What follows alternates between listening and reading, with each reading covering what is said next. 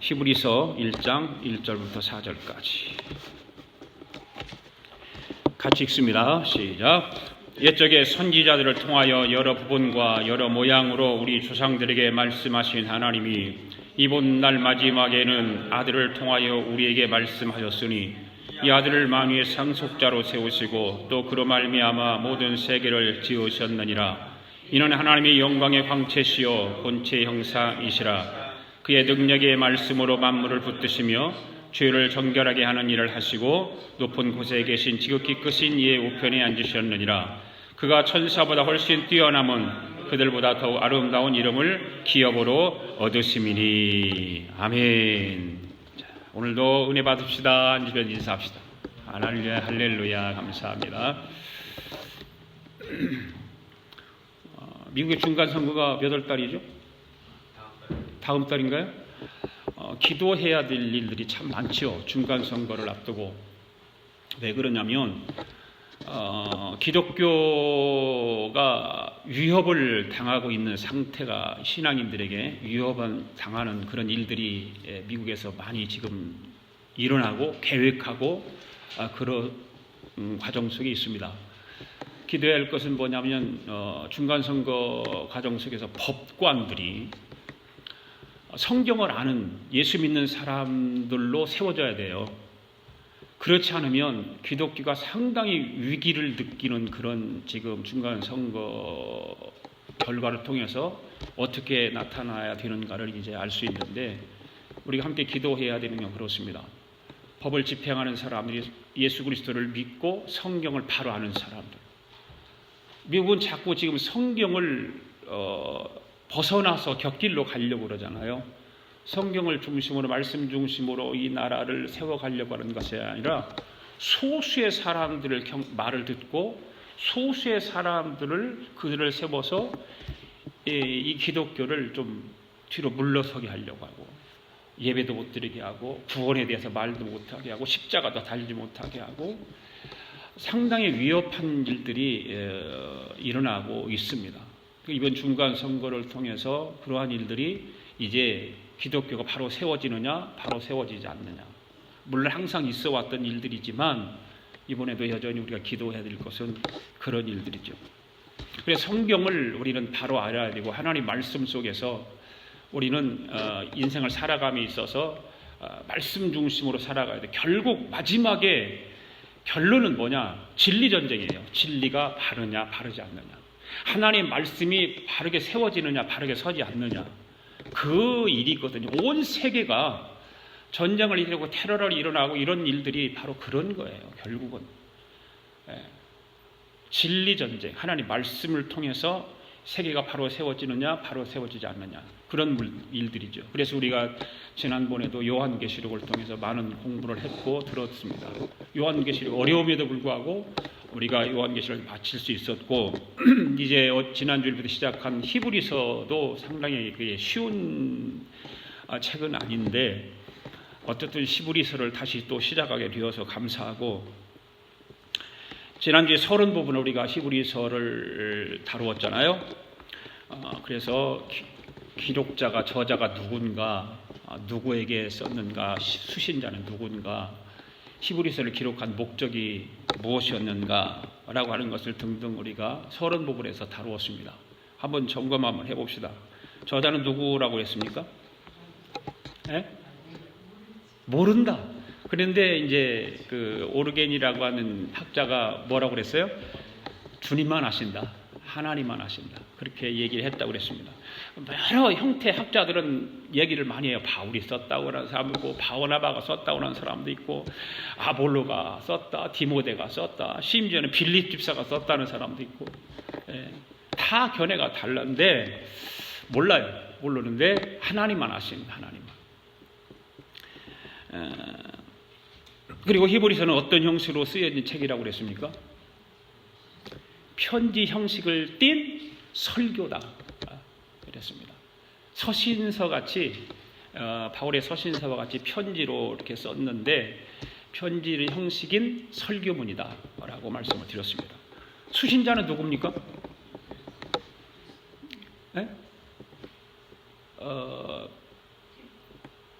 유대교에서 그리스도교로 개종한 히브리 사람들, 그 사람들이 수신자예요.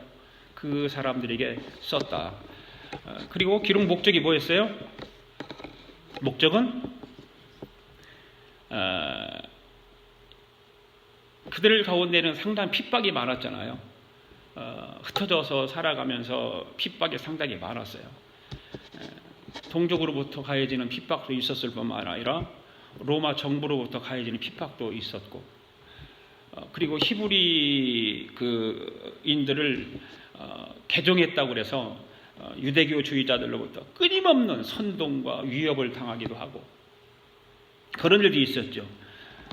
그리고 정치적으로 유대교가 로마 정부로부터 인정받는, 집회를 활동을 할 수 있는 인정받는 그런 허가된 종교였다면 그리스도교는 그렇지 못했다는 거죠. 제한적이고 하지 못하게 했고, 하더라도 몰래 하고 이런 일들이 있었고, 다시 말하자면 그 당시에 사회에서 로마 정교로부터 이렇게 정부로부터 불법적인 일들이 많이 있었고, 유대교에서 그리스도를 볼 때는 뭘로 봤을까요?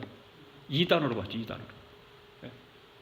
당연한 거죠. 그건 당연한 거죠. 유대교에서 볼 때는 그리스도를 이단으로 본 거예요. 그리고 여러분들이 잘 아시다시피 AD 64년 그 폭군이었던 황제가 누구였어요? 네로 황제였죠.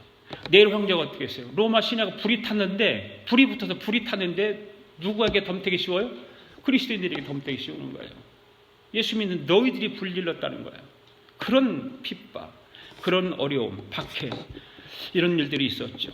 히브리 그리스도인들에게 그 잔혹상에 대해서는 아마 그들에게는 그 머릿속에 지워지지 않았을 거예요. 우리나라가 지워지지 않는 것, 머릿속에 지워지지 않는 거 뭐예요? 일본에 36년 동안 억압해서 살았던 일들. 그 지워지지 않는 거예요. 그거는요. 지울 수가 없어요. 마찬가지죠. 이 히브리 그리스도인들에게도 그런 고통, 억압, 이런 것들이 지워지지 않는 거죠. 그래서 그와 같은 박해가 언제 다시 불어 닥칠지 모르는 거예요. 위험합니다. 그래서 히브리 이 그리스도인들이 유대교로 다시 돌아가고 싶은, 그래서 합법화된 울타리 속에서 살고 싶은 생각이 들지 않겠어요? 그렇잖아요. 믿음이 없는 사람들은 그럴 수밖에 없잖아요. 돌아가고 싶은 거예요. 그 히브리 성도들이 그리스도의 복음을 받아서 처음에는 여러 가지 박해도 있었고 고난이 있었지만 잘 참아 견뎌왔단 말이에요. 그래서 세월이 가면 갈수록 더 힘들어지는 거죠. 먹고 사는 문제가 이제 막혀버리기도 하고, 그러니까 힘들어지는 거죠. 그런 고난과 박해 계속되면서 그들의 신앙이 어떻게 됐겠어요? 흔들리겠죠. 당연히 흔들릴 수밖에 없잖아요. 그런 중에 그들 가운데 차라리 박해를 받지 않는 유대교로 다시 돌아가려는 일들이 하나씩 보이지 않게 일어나기 시작한 것입니다. 시작한 거예요.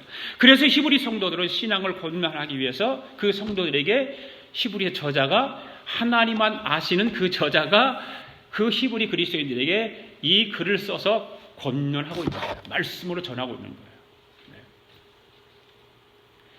이런 배경을 우리가 잘 알고 있어야 히브리 전체를 말씀을 이해를 할 수 있는 거예요. 왜 이런 말을 했고 이런 말을 했는가. 오늘부터 이제 본문으로 돌아갑니다. 본문으로 이제 다룰 텐데, 말씀을 한 절씩 살펴보면서 함께 은혜를 나누기를 원합니다. 오늘은 다 4절까지 있는 말씀 다 다루지는 못하고 아마 중간쯤에서 마쳐야 될 것 같아요. 첫째로 말씀하신 하나님에 대해서 우리가 한번 살펴보기를 원합니다. 1절 읽겠습니다. 시작. 옛적의 선지자들을 통하여 여러 부분과 여러 모양으로 우리 조상들에게 말씀하신 하나님은 말씀하시는 하나님이에요. 그렇죠? 천지 창조를 어떻게 지었어요? 말씀으로 지으셨어요. 말씀으로. 그 말씀하시는 하나님. 만물을 말씀으로 창조하시고 말씀을 통해서 하나님 자신을 계시하신다 그 말이에요. 말씀으로. 말씀으로. 하나님 말씀을 다른 말로 하면 뭐라고 그러죠? 계시라는 말이죠. 계시라는 말을 쓰잖아요. 그래서 우리 기독교를 무슨 종교다? 계시의 종교다 그러는 거예요. 계시의 종교다. 이 하나님께서 이 계시의 말씀을 누구를 통해서 말씀하고 있어요? 1절에 보니까 선지자들을 통해서 말씀하신다. 선지자들을 통해서. 이 선지자들을 통해서 말씀하신다. 언제? 언제 말씀하세요? 옛적에. 그 옛적에가 언제냐 그 말이에요. 언제일까요? 예? 옛적에. 구약시대. 예, 구약시대를 말하는 거예요. 옛적이라는 것은 구약시대를 말하는 것입니다. 율법적인 시대, 율법을 가지고 살았던 시대, 구약시대. 예. 구약 선지자를 통해서 하나님께서 계시의 말씀을 하세요. 예. 여러분, 계시하고 비밀의 차이가 뭘까요? 계시하고 비밀하고. 비밀은 뭐예요, 그러면? 안 알려지는 거 반대로 얘기하는 것 같은데? 비밀은 뭔가를 내가 감춰져 있다가 보여주면 보여지는 거잖아요. 비밀은. 그렇잖아요. 내 주머니 뭐 있는지 모르죠, 여러분들. 근데 내가 주머니 이렇게 해봤어요. 그래서 딱 펼쳐서 보여줬어. 그럼 이게 돈 있잖아. 25전짜리 돈 있잖아요. 보여주는 거예요. 비밀이라는 것은 펼쳐 보이면 보여지는 것이 비밀이에요. 그럼 계시는 뭘까, 계시는? 그 계시는 보여줬는데도 몰라. 이거 계시예요. 보여줬는데도 모르는 것이 계시예요. 이해가 안 가는 분들도 있을 가능성이. 계시. 근데 잘 보시면 알아요. 성경을 전체를 보면 하나님께 계시의 말씀으로 선지자를 통해서 말씀하셨는데 사람들은 그 몰라요. 모른단 말이에요. 왜 기독교를 계시의 종교로 하는가? 일반 종교들은 어떻습니까? 사람이 돌을 닦고 그냥 수련을 해서 얻어지는 어떤 것을 알아가는 것이 다른 종교예요. 그렇죠? 그런데 그런 종교들은 시작이 어디서부터 시작이 돼요? 사람이 시작을 해서 무엇을 끝나요? 사람으로 끝나는 거예요. 그것이 다른 종교예요. 그러나 계시의 종교인 기독교는 하나님께서 보여주는데도 모르고 보지 못해요. 깨닫지도 못해요. 그래서 성경의 저자이신 성령님이 반드시 알려주어야만 알 수 있는 거예요. 내가 아는 것이 아니에요. 보여줬는데 나는 몰라. 깨닫지도 못해. 그래서 성령님께서 믿음을 주시고 눈을 열어주시고 생명을 불어넣어서 그것을 말하게 하시고 이해를 하도록, 믿게 하시고 이해를 하도록 알아가도록 하는 것이라고요. 그래서 성령님이 반드시 개입을 하신다 그 말이에요. 그러니까 계시는 시작도 하나님이고 끝도 하나님이세요. 시작과 끝이 하나님이세요. 그러니까 다른 종교와 기독교와 비교할 수 없다 그 말입니다. 이 계시의 말씀을 어떻게 하셨어요? 여러 모양과 여러 부분으로 하셨다 말씀하고 있습니다. 여러분, 여기서 여러 모양은 무엇이고 여러 부분은 무엇일까요? 여러 모양은 뭐고 여러 부분은 무엇일까? 이 말은 인간에 대한 하나님의 계시가 여러 시기, 여러 단계 그런 것을 거쳐서 점진적으로 진행되었다 그 말입니다. 네. 하나님의 계시가 한꺼번에 이루어진 것이 아니에요. 한꺼번에 전달된 것이 아니에요.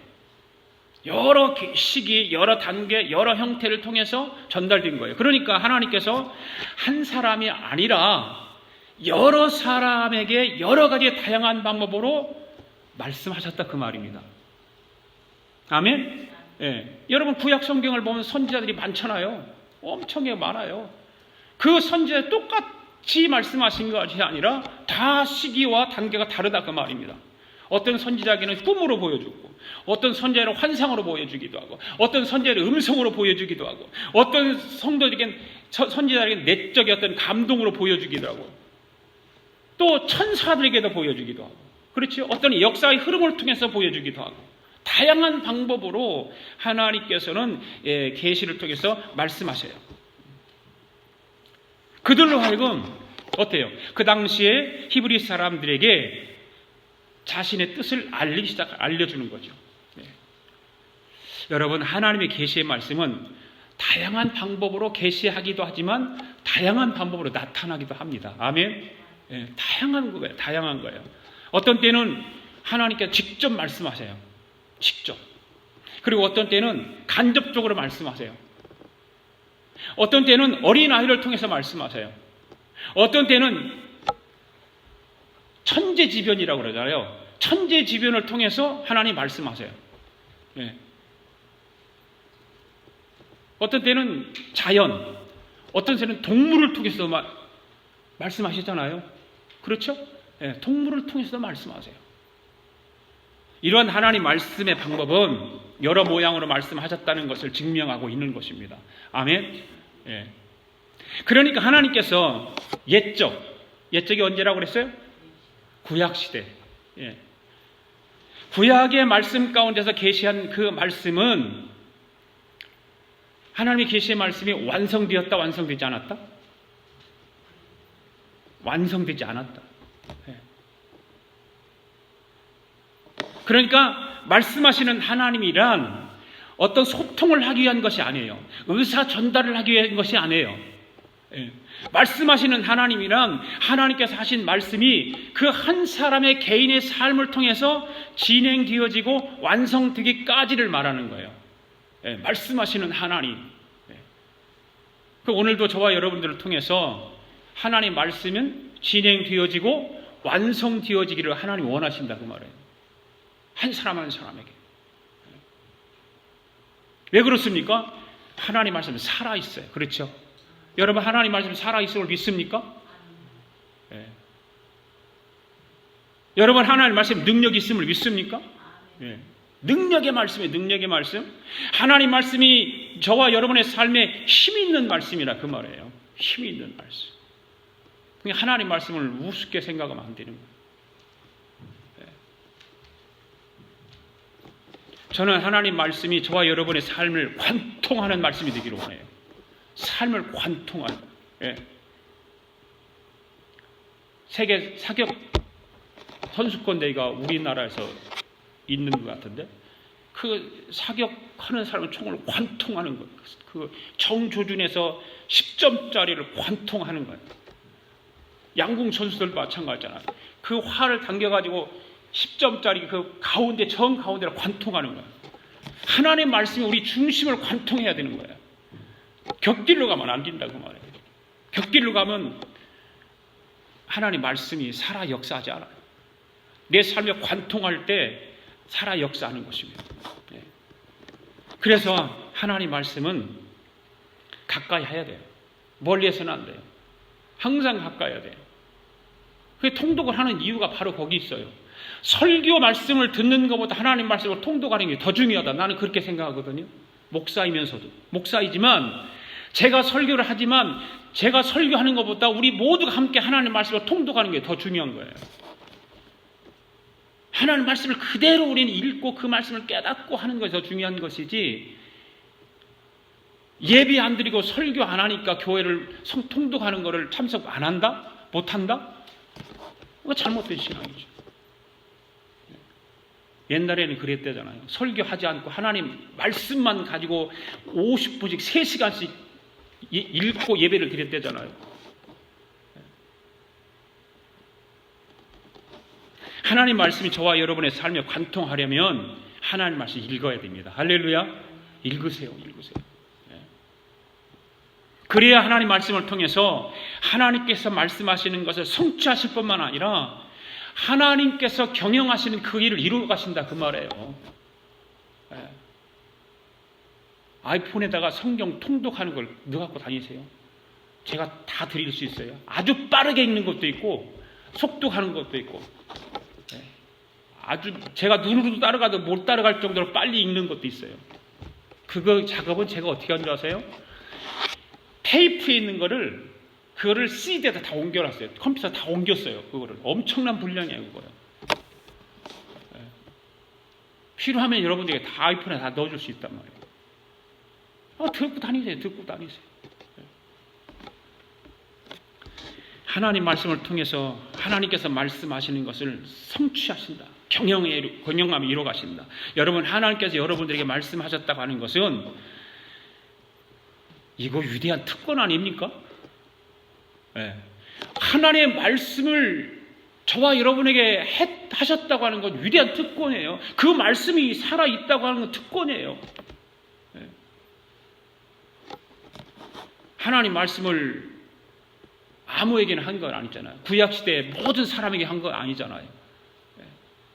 하나님께서 필요한 사람들에게 말씀을 하시고 그들을 통해서 전달하게 하시고 하셨다고 말해요. 왜 이 특권을 우리는 가볍게 여기냐 그 말이에요. 왜 이 특권을 포기하고 살아가냐 그 말이에요.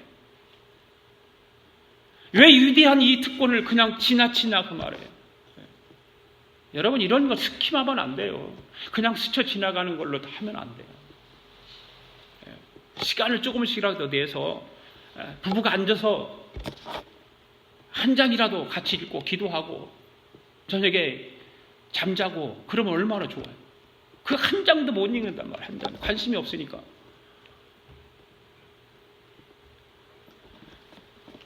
하나님은 지금도 이 시간에 저와 여러분에게 말씀해요. 아무개야 나의 일을 놀라운 일들을 너와 함께 공유하기를 원한다는 거예요. 공유하기를. 하나님은 지금도 성령을 통해서 우리에게 음성을 주시는 게 바로 그런 거예요. 내가 하는 일들을 너와 함께 공유하기를 원한다. 너와 함께 하기를 원한다. 하나님은 하나님 자신의 일을 오늘 저와 여러분들에게 숨기지 않는 거예요. 숨기지 않고 말씀하세요. 아브라함에게 무슨 어떤 말씀하셔서 하나님께서 내 하는 일을 어찌 너에게 숨기겠느냐 그랬어요. 하나님이 아브라함에게. 그 하나님은 오늘 저와 여러분에게도 마찬가지예요. 내가 하는 일을 어찌 너에게 숨기겠느냐. 내가 너와 공유하기를 원하고 함께하기를 원한다는 거예요. 말씀하시는 하나님의 능력이 바로 거기 있어요. 그래서 하나님 말씀으로 우리에게 다 찾아와 주시고 다가오시고 함께하기를 원하시고 공유하기를 원하시는 것입니다. 할렐루야. 두 번째로 아들로 말씀하시는 하나님은 어떤 하나님이신가? 2절 읽습니다. 시작. 이 모든 날 마지막에는 아들을 통하여 우리에게 말씀하셨으니 이 아들을 만유의 상속자로 세우시고 또 그로 말미암아 모든 세계를 지으셨느니라. 할렐루야. 이 모든 날 마지막, 이 날 마지막 날은 언제일까요? 언제일까요? 그동안 말씀하시는 하나님이 선지자를 통해 끊임없이 말씀하셨어요. 그들이 기다리고 있는 그 메시아에 대해서 하나님은 계속해서 말씀하세요. 선지자를 통해서 말씀하세요. 그것이 어디서부터? 창세기로부터? 아니죠. 구약 마지막까지 가니까. 구약 시대 어디에 구약이 마지막이 어디예요? 말라기까지. 그런데 말라기 선지자를 끝으로 말씀이 중단돼 버려요. 얼마 동안? 400년 동안 끊겨버려요. 침묵하시지 하나님은요. 그 많은 세월을 침묵하셨던 하나님이 구약시대를 끝나고 신약시대를 시작하는 시점에서 다시 계시를 시작하시는 거예요. 그때부터 신약시대가 열리는 거 아닙니까? 구약시대라고 하는 것은 율법시대를 마침 끝냈다는 말이에요. 동시에 신약시대라고 하는 것은 새로운 메시아 시대가 시작됨을 알리는 거예요. 구약시대에서는 말씀하시는 하나님은 예표적으로 그리스도를 말씀하셨다면 신약시대에서는 완성된 메시아를 계시하고 있는 거예요. 이 마지막 시대에 어떻게 하신다고 말하고 있어요? 아들을 통하여 우리에게 말씀하신다. 아들을 통하여 말씀하신다. 그 아들이 누굽니까? 예수 그리스도입니다. 그 아들이 예수 그리스도예요. 하나님은 그 아들 예수 그리스도를 통해서 말씀하십니다. 아멘. 네. 여러분 성경의 중심은 누굽니까? 예수 그리스도예요. 성경은 많은 사람들이 나오고 여러 가지 이야기가 나오지만 그 모든 사람들을 통해서 여러 가지 모양을 통해서 무엇을 나타내고 있어요? 예수 그리스도를 나타내고 있는 거예요. 그래서 이런 말 있잖아요. 성경 66권을 짤순이 속에다 넣고 짜면 예수 그리스도의 보혈의 피가 나온다.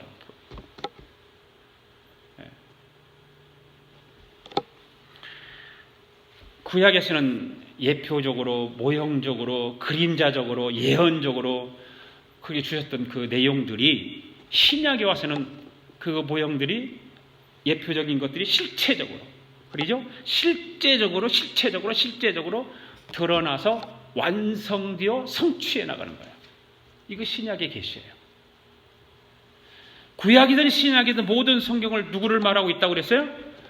예수 그리스도로. 예. 하나님께서는 구약 시대에는 선지자를 통해서 비록 단편적이기는 하지만 자기 백성에게 자신의 뜻을 전달한 거예요. 선지자들에게 자신의 뜻을 전달했어요. 그리고 마지막에는 바로 계시의 정점인 동시에 계시의 주인공 되시는 성자 예수 그리스도를 통해서 인류를 구원코자 하시는 자신의 계획을 구체적이고도 완전하게 드러내 보이시는 거예요. 예수님이 그 일을 하세요. 여러분, 그렇다면 그 예수님은 어떤 분이실까요?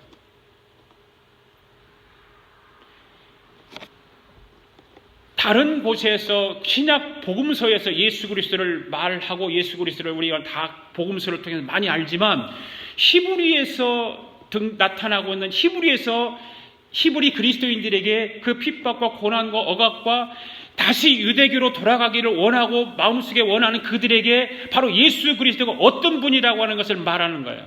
달라요. 오늘 그거를 2절부터 3절까지만 7, 8가지가 나오는데 오늘 3가지만 다루려고 그래요. 히브리 저자는 히브리인들이 위대하게 생각하는 자기들의 조상들과 예수 그리스도를 비교를 합니다.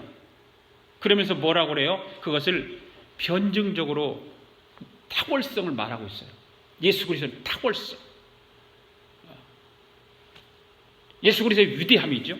그러면서 하나님은 선지자를 통해서 여러 부분과 여러 모양으로 조상들에게 말씀하셨다고 그렇게 말하고 있습니다. 그리고 2절에서 하나님께서는 이 모든 마지막 날에, 즉 구약 시대 끝에 신약 시대를 열어가는 새로운 그 시작쯤에 아들로 우리에게 말씀하신다는 거예요. 아들로. 이 말씀은 결국 예수님 자신이 뭐라는 걸까요? 예수님 자신이 말씀이다, 그 말이에요. 그리고 요한복음 1장 1절 태초에 말씀이 계시니라 그랬잖아요. 하나님 말씀이 계신다. 그 예수 그리스도를 말하는 거잖아요. 여러분, 하나님의 계시의 말씀은 메시지 그 절정이 바로 예수 그리스도입니다. 창세기로부터 말라기까지 구약 시대에서 계속 선지자에게 말하고 있는 그 모든 것들은 예수 그리스도예요. 그리고 신약 시대 마태복음부터 요한계시록까지 끝을 내는 것도 예수 그리스도예요. 그러니까 처음과 시작은 누구예요? 예수 그리스도. 그래서 알파와 오메가라고 그러는 거예요. 예수님께서는 그 본질이 하나님이십니다. 아멘? 예. 이것은 성경이 일관되게 말하는 거예요. 이거를 부정하면 이단이에요. 그는 근본 하나님의 본체시다고 빌립보서도 말하고 있잖아요. 예수는 비록 인간의 죄를 구속하기 위해서 인간의 몸을 입으셨지만 그 본질은 하나님이세요. 그런데 이 세상에는 예수 그리스도의 신성에 대한 진리를 교묘하게 왜곡시킨 사상들이 그냥 멀리 퍼져가는 거예요. 세상 사람은 예수님에 대해서 나름대로 어때요? 높은 권위를 부여합니다. 그래서 그 예수님을 뭐라고 얘기해요? 4대 성인 가운데 한 사람이다. 자기들 나름대로 위대하게 받들어 주는 것 같은데, 그래서 위대한 성인이라고 하는데, 존경심도 표현하는데, 그런데 그 말 속에는 어떤 것이 숨어 있냐? 바로 예수 그리스도를 하나님으로 인정하지 않는 거예요.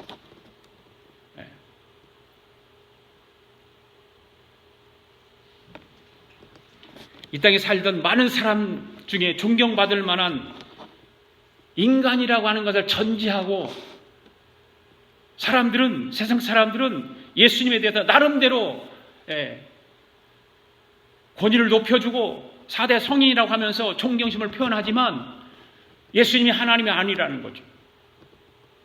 이러한 일들이 성경에도 있다는 사실을 아세요? 한번 찾아볼까요? 마태복음 17장 1절 4절 한번 읽어봅시다. 시작. 몇 세 후 예수께서 베드로와 야고보와 그 형제 요한을 데리시고 따로 높은 산에 올라가더니 그들 앞에 변화되사 그 얼굴에 해같이 빛나며 옷이 빛과 같이 희어졌더라. 그때 모세와 엘리야가 예수와 더불어 말하는 것이 그들에게 보이거늘 베드로가 예수께 여쭈어 이르되 주여 우리는 여기 있는 것이 좋사오니 만일 주께서 원하시면 얘가 여기 초막셋을 짓되 하나는 주님을 위하여, 하나는 모세를 위하여, 하나는 엘리야를 위하여 하리다. 이 말씀을 잘 여러분들 보세요. 이상이 있습니까? 없습니까? 베드로가 한 말을 잘 보세요. 초막셋을 지는데 누구입니까? 하나는 주님을 위해서, 하나는 모세를 위해서, 하나는 엘리야를 위해서. 별 이상이 없죠? 이상이 없죠. 그런데 예수님을 누구와 또 동일선상에 두고 있냐고 말해요. 모세와 엘리야와 동일선상에 두고 베드로가 이야기하고 있는 거예요, 지금.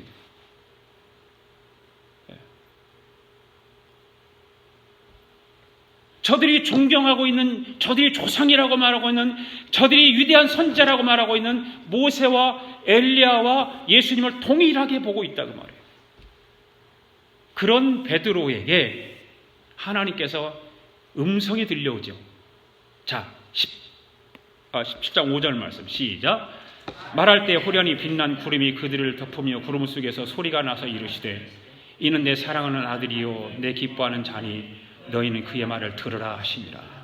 할렐루야. 네. 하늘에서 들리는 이 말은 곧 예수님이 다 그 말이에요. 하나님께서. 네. 다. 여러분, 옛적의 선지자들이 말한 것을 누구를 말했어요? 옛적의 선지자 누구를 말했어요? 구약시대 선지자 누구를 말했죠? 예수님을 말했잖아요. 예수님을 말했어요. 그래 예수님 자신이 그 말씀 자체시다 그 말이에요. 아멘. 네. 말씀의 장본인이 예수님이세요. 그렇기 때문에 구약 시대의 어떤 선지자들보다 예수님이 탁월할까요? 탁월하지 않을까요? 탁월하지요. 아멘. 이 말이 주님을 믿는 우리에게는 당연한 말씀이지만 초대교회 당시 유대인들에게는 충격적인 말씀인 거예요. 그러니 저들이 거부하는 거예요.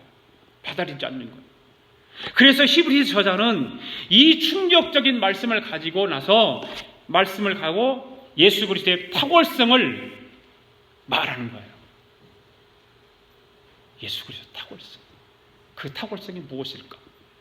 자, 2절 상반절부터 3절까지 읽습니다. 시작.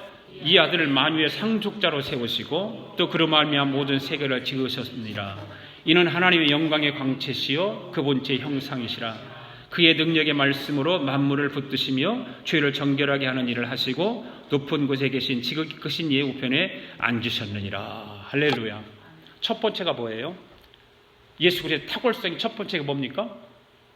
아들을 만유의 상속자로 세우셨다. 만유의 상속자다 예수 그리스도는. 그 말입니다. 첫 번째는 만유의 상속자예요. 이 상속자는 뭐예요? 성부 하나님께서 당신이 만드시고 운행하시는 모든 세계, 즉 만유를 당신의 아들에게 전임하셨다 그 말입니다. 여기서 만유는 뭘까요? 만유는 여러분들 만유가 뭘까요? 만유. 우주 만물. 우주 만물에 보이는 것만? 네. 만유라고 하는 것은 보이는 것과 보이지 않는 것을 만유라고 하는 거예요. 네.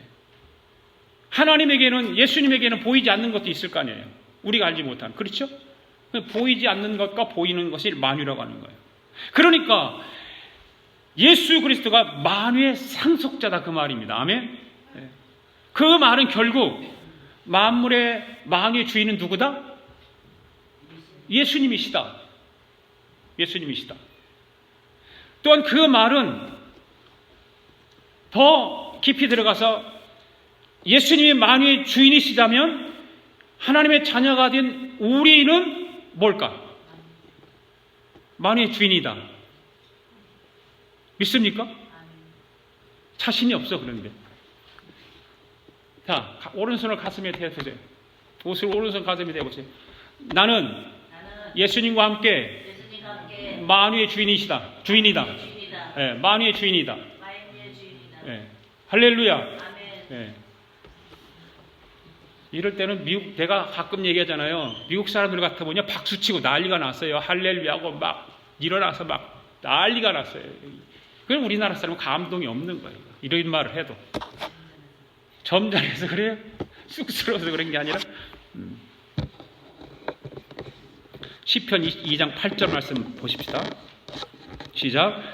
내게 구하라. 내가 이방 나라를 내 유업으로 주리니 내 소유가 땅끝까지 이르리로다. 아멘. 이 말씀은 오실 메시아에 대한 신분을 암시하고 있는 예언적 계시의 말씀입니다. 이 말씀에서도 보면 어떤 단어가 나와요? 유업이라고 하는 단어가 나와요. 상속이라는 단어와 유업이라는 단어 비슷하죠. 그래 다르다는 걸 여러분이 기억하셔야 돼요. 그렇다면 상속이라고 하는 말은 여러분들이 알고 있는 그런 것들일까? 상속 다 알잖아요. 상속은 그렇죠? 재산 상속 뭐 그런 것 있으니까 상속은 부여받는 거예요. 부여받는 거예요. 우리가 오늘 분명히 알아야 할 것은 예수님이 우리를 죄를 대신해서 십자가에 죽으신 사건은 우리 입으로 1000만 번, 억만 번 강조를 해도 부족하다 그 말이에요. 십자가 사건을 그냥 뭐 하세요? 십자가 사건을 그냥 덤덤하게 그렇게 받아들이면 안 되는 거예요. 그거를 여러분 입술로 1000만 번, 억만 번 말을 하고 표현을 해도 부족한 거예요. 왜 그렇습니까? 그 십자가 사건은 그만큼 중요하기 때문에 그래요. 중요합니다.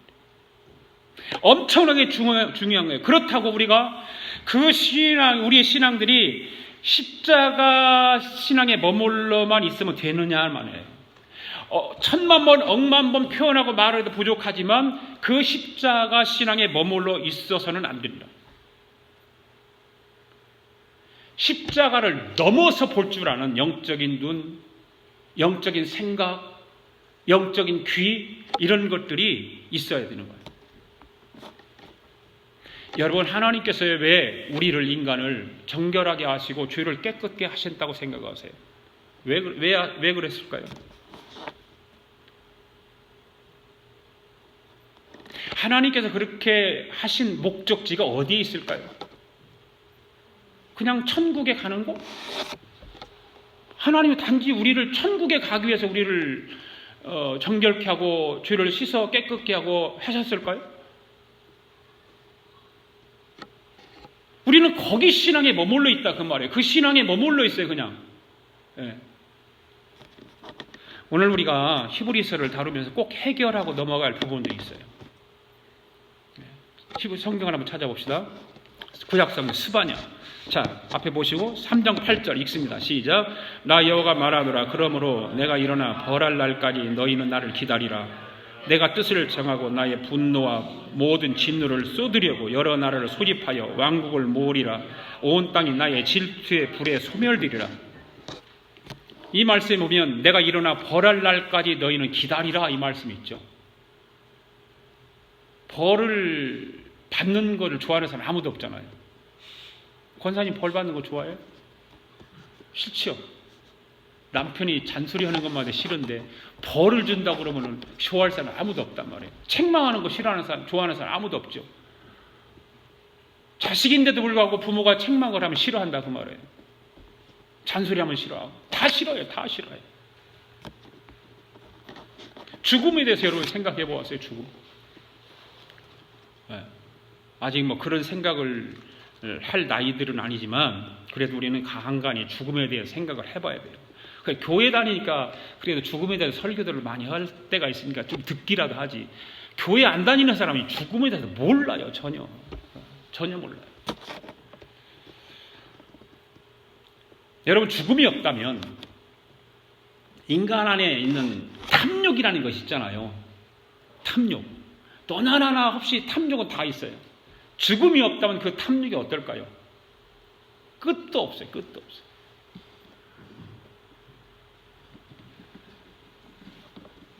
다행인 것은 죽음이라는 것이 우리 인간 앞에 있기 때문에 이 모든 탐욕들이 죽음 앞에서 어떻게 됩니까? 끝나버리잖아요. 그렇죠? 끝장이에요. 끝장. 죽음 앞에서는 아무리 탐욕이 많고 많은 것 가졌어도 뭐 천하 없는 어디다 가졌다 할때 죽음 앞에 끝이에요. 끝. 예.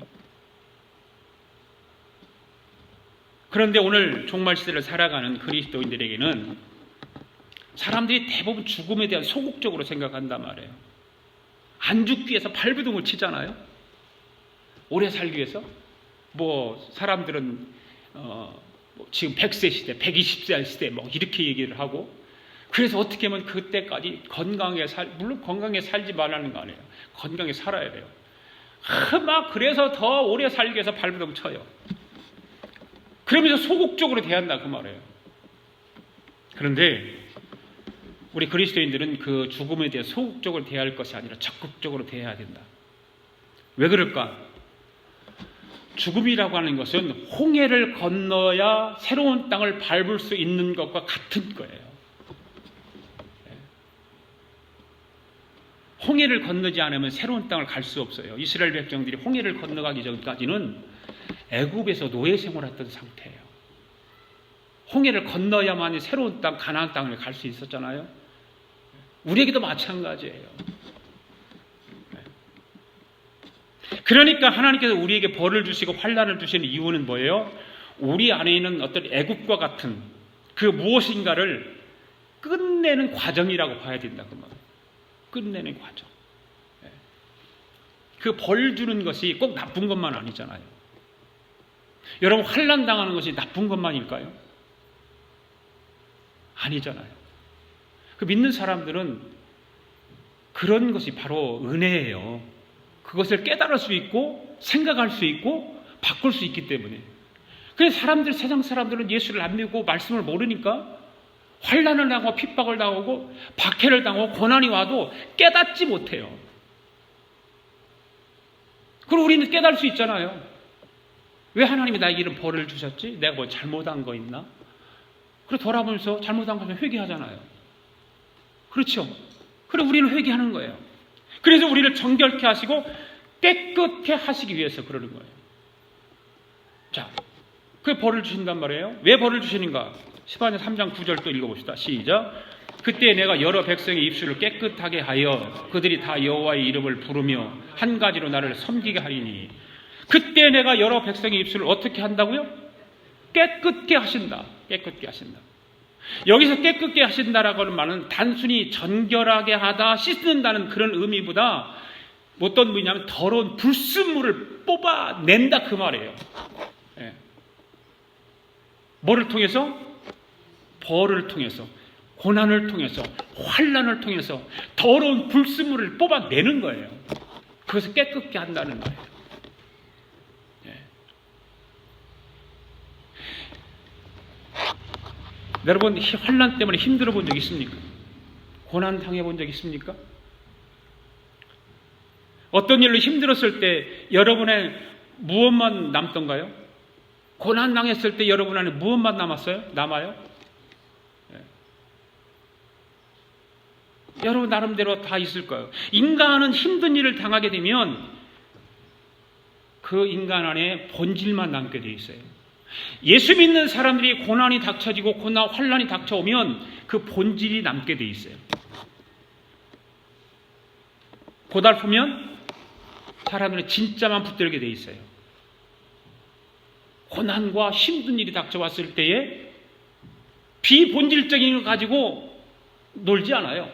본질적인 것을 찾게 돼 있어요. 저도 환난을 당해와서 아는데요. 환난을 당해서 어려움을 당해보면 비본질적인 것을 붙드는 것이 아니라 본질적인 것을 붙들게 돼 있어요. 특히 예수 믿는 사람. 여러분 안에 인생을 살아가면서 여러분 환난을 당하고 고난이 닥쳤을 때에 여러분 안에 있는 그리스도인으로서의 본질이 있어요. 그 본질을 찾아가야 돼요. 본질을 붙들어야 되는 거예요. 여러분, 하나님께서 왜 우리를 깨끗게 하시기를 원하실까요? 오늘 스바냐 그 말씀 보니까 뭐라고 그랬어요? 3장 9절에서 여호와의 이름을 부르며 한 가지로 나를 섬기게 하기 위해서. 우리에게 고난을 주고 우리를 벌하시고 그런 이유예요. 우리 안에 있는 더러운 것을 뽑아내서 바로 여호와 이름을 부르게 하고 한 가지로 여호와 하나님을 섬기게 하기 위해서 우리를 고난 가운데로 인도하신다. 우리를 벌 주신단 말이에요. 믿으십니까, 여러분? 네. 여기서 한 가지로 나를 섬긴다라고 하는 말은 히브리 원문에 보면, 원어 성경에 보면 하나님과 어깨를 같이 한다 그 말이에요. 뭐 인간이 어떻게 하나님과 인간 어깨를 같이 하여? 그렇게 말할 수 있지만 성경을 한번 봅시다. 마태복음 11장 28절, 29절, 30절 시작. 수고하고 무거운 짐진 자들아 다 내게로 오라. 내가 너희를 쉬게 하리라. 나는 마음이 온유하고 겸손하니 나의 멍에를 메고 내게 배우라. 그리하면 너희 마음이 쉼을 얻으리니 이는 내 멍에는 쉽고 내 짐은 가벼움이라 하시니라. 아멘. 다 아는 말씀이죠. 그런데 여기서 나의 멍에를 메고 내게 배우라는 말씀에서 주님과 함께 멍에를 매기 위해서는 어떻게 해야 될까요? 어깨가 차이가 나면 안 되겠죠? 멍에를 멜 수 없어요. 같아야 돼요. 주님과 어깨를 같이 해야 멍에를 같이 멜 수 있는 거예요. 그러니까 예수님을 상속자로 세우시는 이유는 뭐예요? 우리와 상관이 있어야 될까요? 없어야 될까요? 예? 있어야 돼요? 없어야 돼요? 있어야 되죠. 왜 상관이 있습니까? 영원히 죽을 수밖에 없는 우리를 구원해 주셨기 때문에 오늘 저와 여러분들은 누구 안에 들어와 있어요? 예수 안에 들어와 있어요. 예수 안에 들어와 있습니다. 그래서 우리를 그 옆에 세우셔서 예수님에게 주시는 그 상속과 유업을 오늘 우리와 함께 누리기를 원하시는 거예요. 우리는 그 누림이 없잖아요.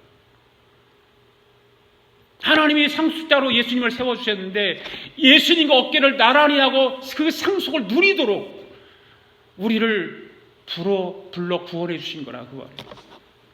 그래서 우리는 그 옆에 세워서 예수님과 함께 누리는 거예요. 그래서 바울은 고린도후서 5장 17절에서 뭐라고 말씀했어요? 시작. 그런 정도거든요. 그리스도 안에 있으면 새로운 피조물이라 이전 것은 지나갔으니 보라 새 것이 되었도다. 할렐루야. 여러분 그리스도 안에 새로운 피조물이 되었음을 믿습니까? 예.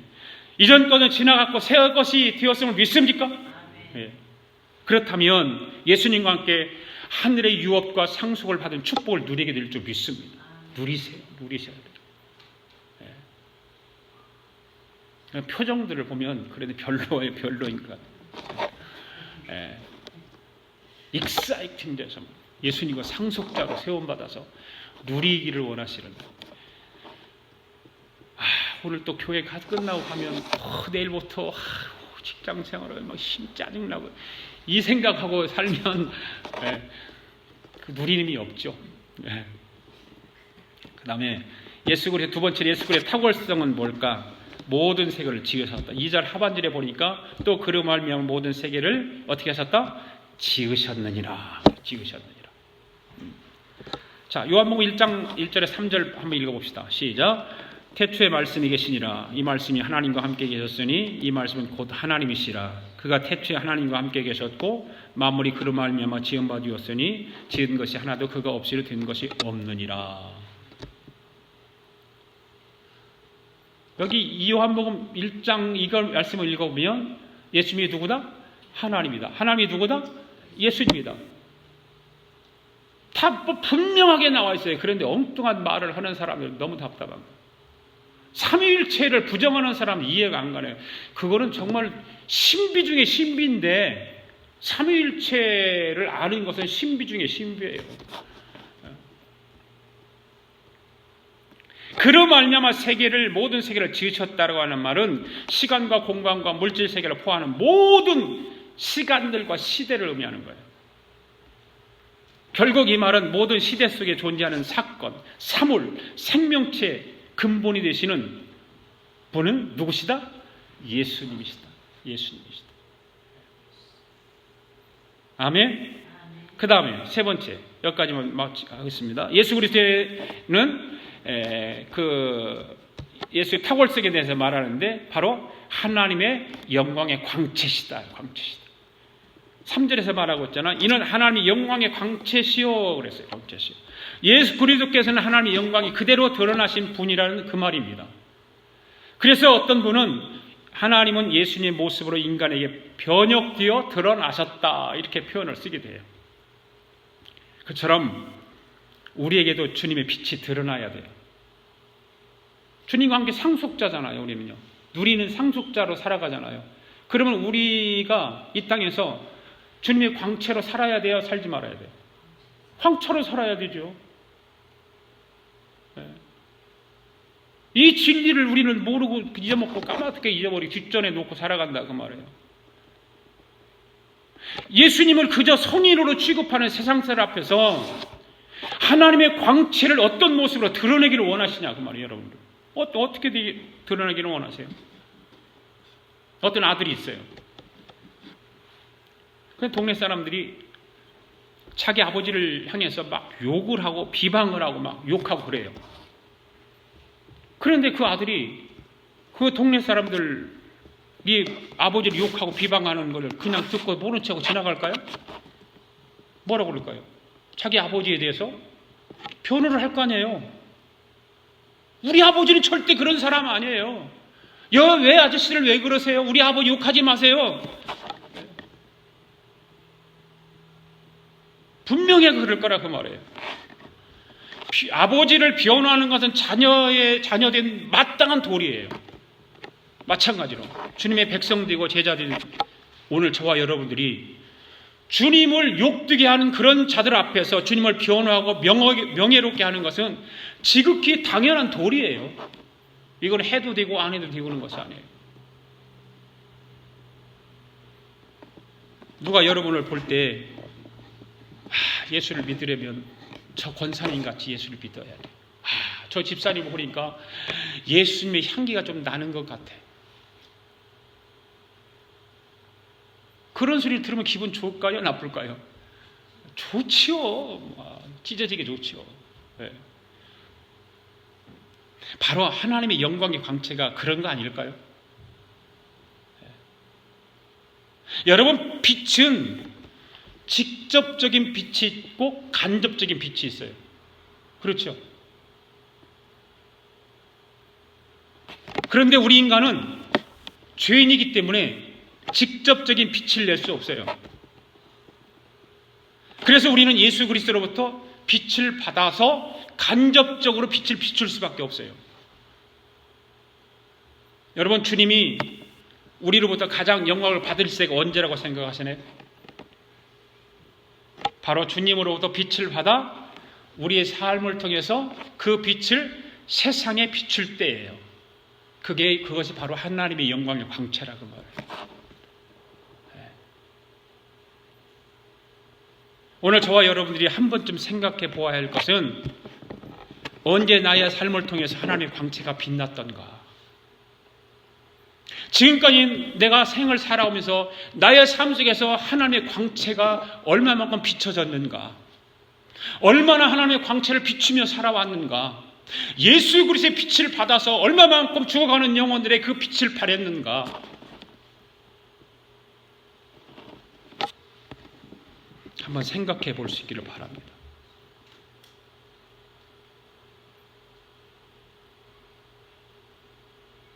잘 나갈 때였는가? 아니면 힘들고 어려울 때였는가? 여러분, 힘들고 어려울 때 하나님의 광채의 삶을 살다가 어느 날 내가 좀 어떻게 하다 돈 좀 벌고 어떻게 하다가 좀 지위도 높아지고 그렇게 되니까 다는 안 거리지만 어떤 사람들은 하나님의 광채의 삶을 어디론가 없어졌어요. 그것이 내 신앙생활이라고 생각하고 살아가는 사람들이 있어요.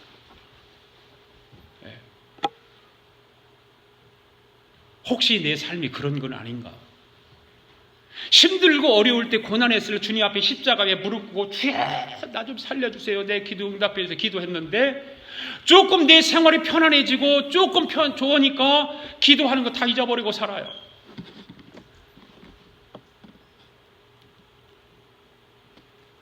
내 삶이 그런 삶은 아닌가. 여러분, 힘들 때, 잘 나갈 때 변함없이 하나님의 광채 나는 믿음의 성도들이 되기를 바랍니다. 아멘.